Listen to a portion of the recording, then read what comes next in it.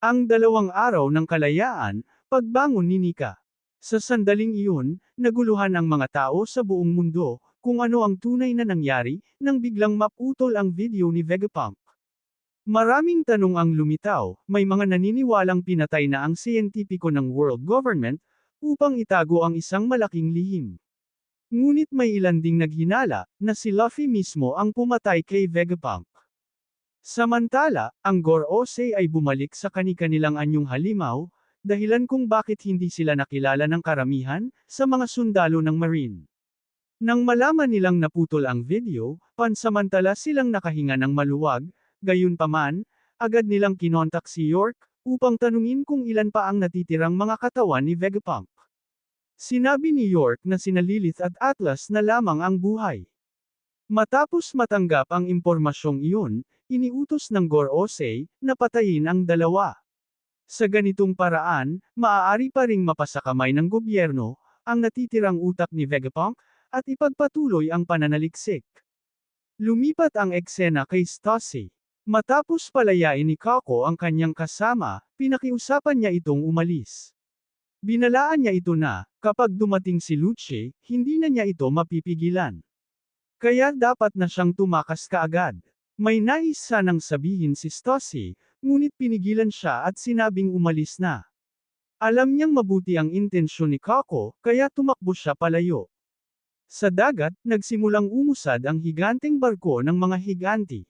Kasunod nito ang 3 kapitan, sina Luffy, Brogy at Dory, ay tumalon diretso sa barko, upang muling makasama ang kanilang mga kasama.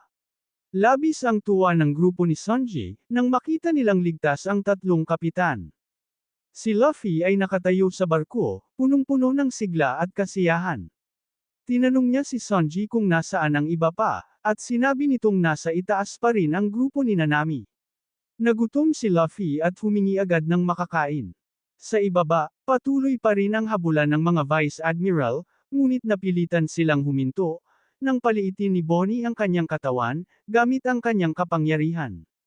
Sa anyong bata, hindi sila maaaring lumaban. Tumawa si Bonnie, at nagbanta na kung pababayaan siyang makatakas, mapapahamak ang mga marino. Galit na inutusan ni Dal ang mga sundalo, na paputukan ang higanteng barko. Nakipag-ugnayan si Sanji sa grupo ni Nami, at nalaman niyang naghahanda na rin silang tumakas. Salamat kay Edison, may paraan silang makalapag sa dagat. Ngunit kung may mangyaring hindi inaasahan, umaasa silang tutulungan sila ng nasa ibaba. Nang marinig ito, buong tapang na sinabi ni Sanji, na ililigtas niya ang lahat ng babae at sa iba, bahala na raw sila.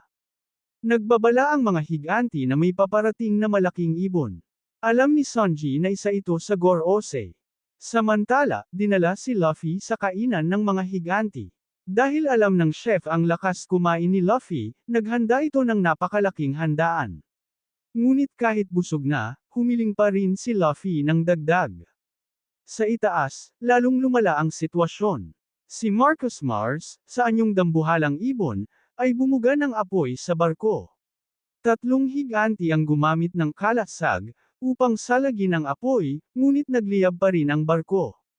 Nag-alala si Bonnie, gusto niyang mailigtas ang kanyang ama, at si Vegapunk, mula sa dagat bago sila masunog.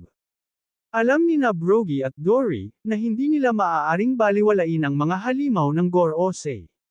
Nang muling maghanda si Marcus Mars na bumuga ng apoy, biglang tumunog ang Drums of Liberation. Matapos mabusog, tila nabawi ni Luffy ang kanyang lakas. Ginawa niyang goma ang buong paligid. Lumitaw ang mukha ng Sun God Nika, at tumalon si Luffy sa ere na may masayang halakhak. Automatikong sumayaw sina Brogy at Dory sa pamilyar na ritmo ng Elbaf, at nakalimutang patayin ang apoy sa barko. Hindi maunawaan ni na Bonnie at Sanji ang nangyayari, hanggang maalala ni Bonnie, ang sayaw na itinuro sa kanya ni Kuma. Napagtanto niya, ang nasa harap niya ay si Sun God Nika. Lumaki si Luffy sa anyong higanti. Sinabi niyang hindi niya kilala ang Nika, na tinutukoy ni Bonnie, ngunit alam niyang nais niyang tulungan siyang maghiganti, para kay Kuma. Pinalakas ni Luffy ang loob ni Bonnie, at ipinakita ang anyo ng tunay na kalayaan, ang mandirigma ng paglaya. Dahil dito, ginamit ni Bonnie ang kanyang devil fruit, at nagbagong anyo rin bilang sun god Nika. Namangha si Luffy. Dalawang Nika ang lumulutang sa ere. Nakita ito ni Kuma mula sa ibaba, at naalala ang pangakong aalagaan niya si Bonnie. Natakot ang mga marino. Maging ang Iron Giant sa ilalim ng dagat ay nagising, at nararamdaman niyang naroon si Joy Boy. Sinubukan ni Marcus Mars na lusawin ang dalawa gamit ang apoy.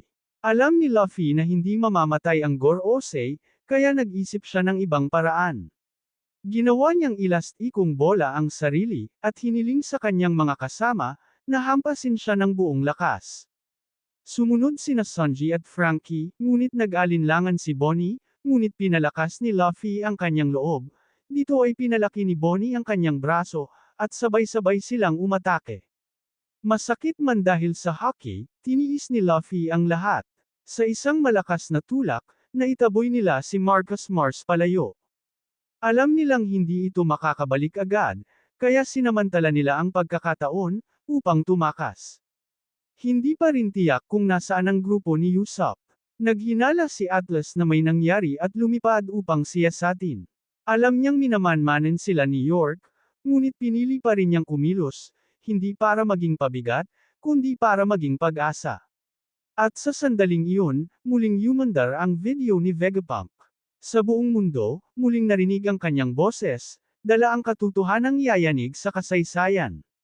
Ang apoy ng kalayaan ay muling nagliyab.